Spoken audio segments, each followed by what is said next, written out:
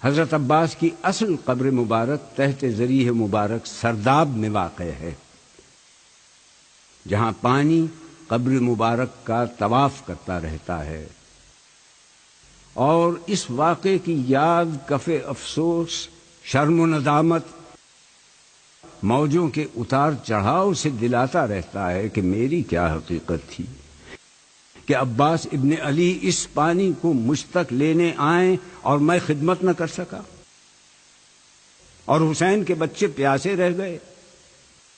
مگر اب میں آپ سے جدا نہیں ہوں گا، اور تا قیامت آپ کی عظیم اور یادگار رہنے والی قربانی کے صدقے مخلوق خدا کو فیض یاب کرتا رہوں گا۔ على كل طعنة وكل قبرة بجسمك سلام سلام سلام سلام، على كل طعنة وكل قبرة بجسمك سلام سلام سلام سلام، على كل قطرة سالت من دمك سلام۔ اس کرامت کا تاریخی پس منظر یہ ہے کہ واقع کربلا کے بعد یہ شہر 2 روضوں کے اطراف میں بسنا شروع ہوا۔ موجودہ صحن روضہ عباس کے شمالی حصے میں دیوار سے باہر نہر القمی موجود تھی، اور اسے منطقہ بغداد کہا جاتا تھا۔ عباسی دور کے ایک حکمران کے حکم پر قبر حسین اور عباس کو مسمار کر کے اس جگہ پر کاشتکاری کا حکم جاری کیا گیا، اور نہر القمی سے پانی چھوڑ دیا گیا تھا تاکہ آثار قبر مٹ جائیں، مگر ایسا نہ ہو سکا۔ نہر القمی ختم ہو گئی، اور اس کا کوئی وجود اس وقت سے آج تک باقی نہیں ہے۔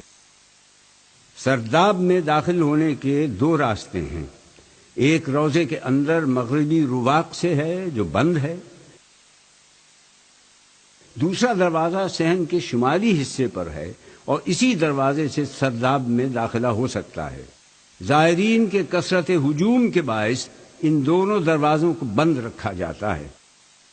سرداب میں اترنے کی جگہ کچی تھی، سیڑھیوں پر سنگ مرمر لگایا گیا ہے،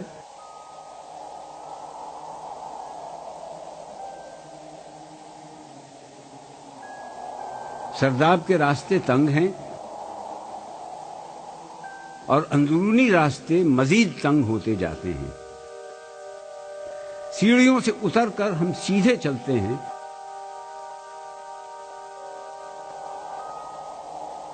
اور پھر بائیں مڑ کر کچھ فاصلہ طے کرتے ہیں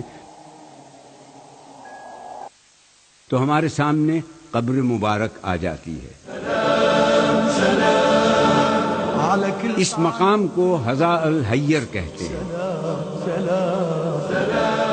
قبر کے اطراف میں حال ہی میں سنگ مرمر لگا دیا گیا ہے،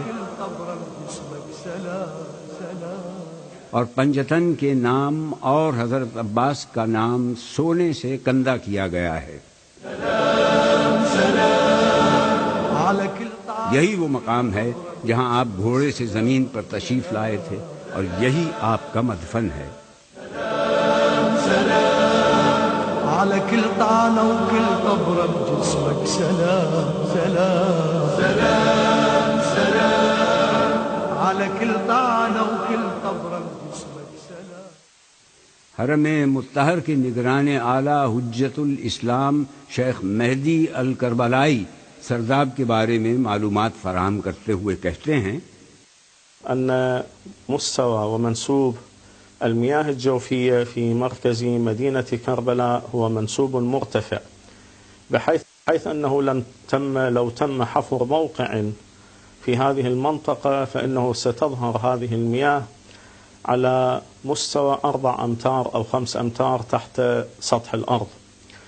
ومرقد أبي الفضل العباس كما هو معلوم أيضا هناك مستوى من هذه المياه يظهر على نفس هذا العمق، ولكن لهذه المياه قبر مطہر کے اطراف پانی موجود رہتا ہے۔ یہ کب سے ہے، کہاں سے ہے، کیوں ہے، یہ راز اللہ ہی جانتا ہے۔ یہ پانی روحانی اور معجزاتی تاثیر کا حامل ہے۔ المعروف بين الناس أنه يستشفى بهذا الماء في كثير من الحالات، وعلى ما أذكر كمثال لهذه الخاصية والأثر الذي هو خلاف الأثر الطبيعي لبقية المياه بهذا الماء في كثير من الحالات، وعلى ما أذكر كمثال لهذه الخاصية والأثر الذي هو خلاف سلام على كل طعنة وكل قبرة بجسمك، سلام سلام سلام سلام على كل طعنة. العطش العطش يا أبا الفضل، العطش العطش يا كفيل الصبر، العطش العطش يا ساقي عطاش الطفوف. سلام سلام سلام سلام على كل طعنة وكل قبرة بجسمك، سلام سلام سلام سلام على كل قطرة سالت من دمك، سلام. اطراف سرداب کی تمام دیواریں اور زمین کچی ہے. اگر پانی کو کسی بند جگہ ایک طویل مدت کے لیے رکھ دیا جائے تو اس میں ایک خاص قسم کی بو اور کثافتیں شامل ہو جاتی ہیں. یہ پانی ان تمام کثافتوں سے مبرہ اور پاک و پاکیزہ ہے.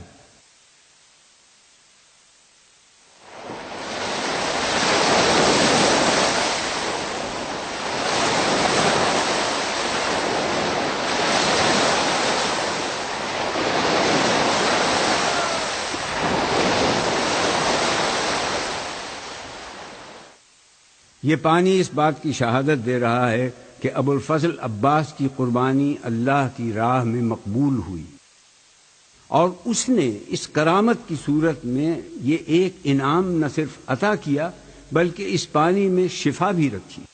یہ کرامت ان لوگوں کو جو حضرت عباس کی منزلت سے واقف نہیں، پانی کی اس فضیلت سے ان کے مرتبے کو ظاہر کر رہی ہے، اور محبان آل رسول سے عشق رکھنے والوں کے لیے مزید اضافے کا باعث ہے.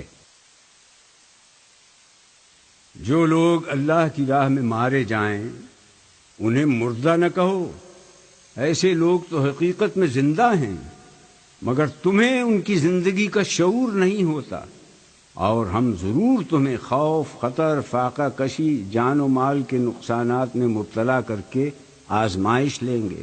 ان حالات میں جو لوگ صبر کریں اور جب کوئی مصیبت پڑے تو کہیں گے ہم اللہ ہی کے ہیں اور اللہ ہی کی طرف پلٹ کر جانا ہے، انہیں خوشخبری دے دو کہ ان کے رب کی طرف سے بڑی عنایات ہوں